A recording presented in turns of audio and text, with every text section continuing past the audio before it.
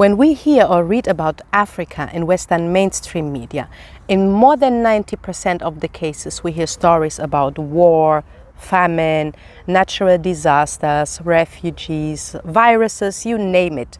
And I'm not saying that these things are not happening, especially since there are unfortunately too many black and brown people out there who use this problem of racism within Western media institutions to deny even credible reports of war crimes and human rights abuses because they feel attacked and that the image of their country is being tarnished. We have seen it in Syria, we are seeing it now in Ethiopia and Eritrea, and we will see it in the future. Stop it.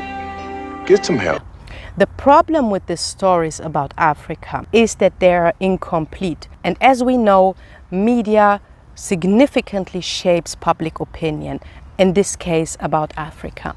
And I always believed I am very mindful about Western stereotypes and that I am immune against Western perceptions of Africa. So turned out I was wrong, because I recently returned from a super exciting business trip to Nairobi in Kenya, and what I've experienced there really shocked me.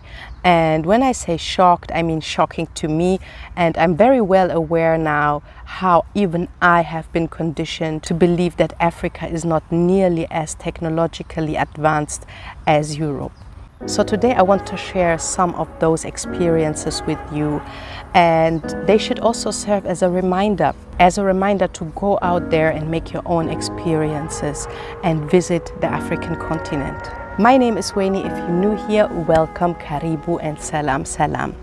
I have a background in cultural anthropology and African studies, and together with my two lovely children and my beautiful mother, I love to travel and discover the African continent. And in this channel, I share valuable business opportunities with you, as well as how to start an Airbnb business on the continent. So the first thing that really surprised me was how modern and beautiful the shopping malls are. This might sound shallow to some, but I haven't even seen shopping malls like this in Germany. And you know what is the best thing about shopping in Kenya? Mobile money. Wow. M-Pesa, I love you. M-Pesa is the Swahili word for mobile money. M stands for mobile, Pesa stands for money. And it's not the first time that I got introduced to M-Pesa. When I started a business back in Zanzibar a few years ago, I got introduced to M-Pesa, and ever since I love it because I'm able to pay my employers in real time and with very little transaction cost. However, not nearly as much people in Tanzania use M-Pesa as they do in Kenya. And I did some research about M-Pesa in Kenya and found out that at least one individual in 96% of the Kenyan households has access to M-Pesa. You can literally use M-Pesa everywhere.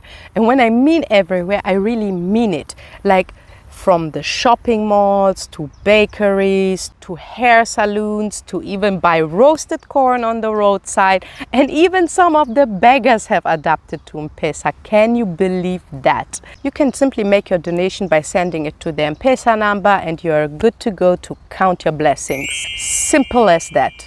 Jokes aside, M-Pesa is really a blessing and I miss it so much. The convenience, the safety. Oh my God, don't let me start. Have you ever tried to withdraw $300-400 US from the bank in Ethiopia or Tanzania? You will be carrying stacks of cash. I was so terrified, fighting for my life to get home when I had to withdraw a bigger amount of money. So M-Pesa is really safe. Does that mean you shouldn't carry cash anymore? Hell no. One time what happened to me was I was coming from a meeting on my way home, and we got stuck in traffic for hours. And the most painful part about that was that we were driving on the highway located right below the new express highway. However, the express highway is not for free. If you want to use it, you have to pay. And for some reason, which doesn't make any sense to me, you can only pay cash. So I asked the driver, why didn't we take the express highway? He looked at me, you have cash? I didn't know. Can you imagine that? It would have saved me so much time. Anyway, moral of the story is when you travel to Nairobi and you want to avoid to get stuck in traffic, make sure you inform the driver to take the express highway and that you have cash. Thank me later, because the traffic in Nairobi is no joke, like in most capitals in Africa. However, you know what really shocked me as well was that Nairobi has same-day delivery. Yes, you hear me right. How insane is that? I mean, last time I checked, we don't even have a proper functioning online store in Addis Ababa. However, in Nairobi, online shopping has become part of people's daily lives. I found it quite amazing to see how fulfillment companies have overcome the challenges of a bad address system and bad transportation that basically exist almost everywhere in Africa. So what they do is, for transportation, they use boda bodas. This is the Swahili term for motorbike, and as you know, a motorbike cannot get stuck in traffic and can reach any destination in Nairobi within an hour. And for those who don't have a clear address or who just want to pick up their goods after work on their way home, there are several pickup stations across the entire city where you can pick up your order on the same day. Of course, you have to make your order before 11-12 a.m. to receive it on the same day, but still it's amazing and cheap too. You only pay for small items, you pay around 100 shilling. That is less than $1. I don't know if you understand what huge opportunity lies behind this. I mean, you have more than 96% of Kenyan households having access to mobile money, and on the other side you have well-established fulfillment companies who can deliver orders within Nairobi within the same day and outside Nairobi up to 2 days, which is also super fast for African standards. Like, you do the math. Plus 120,000. It was done. Hey! If you consider to start an e-commerce business on the African continent, Kenya is the place to be. And you know what is the best thing about it? The best thing about it is that the Kenyan government has introduced new laws to attract foreign investment and make immigration easier.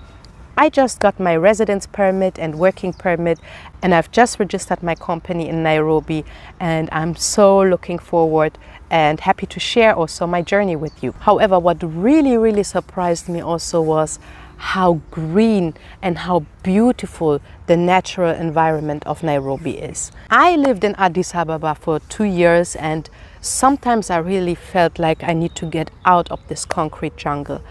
The people of Nairobi, they are so blessed.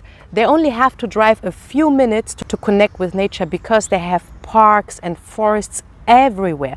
They even have a waterfall in the city. I think the most popular forest is Karura Forest. If you're in Nairobi, you should definitely visit because you just have to drive a few minutes to enjoy the feeling of being in a beautiful and tropical rainforest. And we went there on a weekend, and it was so beautiful to see also so many Kenyan families coming there. However, you can enjoy such a good quality of life when you have a good and stable income in Nairobi. And I was quite shocked to see such a big presence of white people in Nairobi. And you know, I always asked myself where white people's obsession with Kenya comes from. And to be honest, that was also something that held me back for a long time to visit that country. But today I understand them. I don't blame them. It's so beautiful. It's such a healthy environment to live in. They are surrounded by the kindest and most welcoming people. The question is, what are we still waiting for? I mean, I made up my mind. I decided I will move to Nairobi, and I can't wait to call Nairobi my home. By the way, did I mention that Nairobi is also the only city in the world that has a national park right in front of its doorsteps? That's crazy to me. That was, to just sum it up, what amazed me the most about Nairobi was that you are able to enjoy both at the same time. The benefits of living in a modern and super advanced capital, while at the same time living in a healthy and beautiful environment surrounded by nature and wildlife. It's so beautiful. And I honestly believe that Now is the time for diasporas to come to Nairobi and invest, because the conditions of starting a business and immigration are easier than ever before.